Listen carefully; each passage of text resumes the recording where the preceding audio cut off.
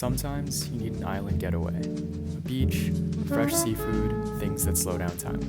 But missing out on climbing is one of the hardest things for us to reconcile. When Jess and I started planning our trip to Aruba, we noticed that there was one bouldering crag on the island. We thought, a little bit of climbing couldn't hurt. A couple of days later, it was clear that there was potential for new route development in the area. We gave ourselves one day to put up a new, exciting climb.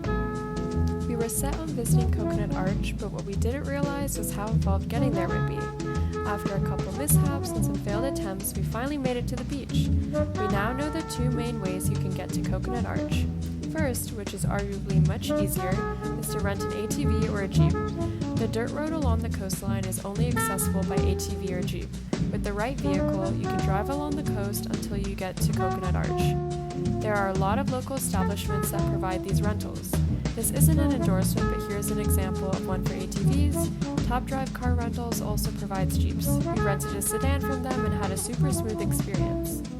The second option is to hike to Coconut Arch, which is what we did. We ended up parking outside La Casa de la Lechona, Aruba. There was a divot in the road for parking right at the trailhead. From there, we essentially just kept following the path. At a couple forks, you continue to hang right until you get to the coast, then head towards Coconut Arch. A couple tips: definitely download the offline Google Map version of Aruba. That way you'll be able to track where you are in relation to the arch.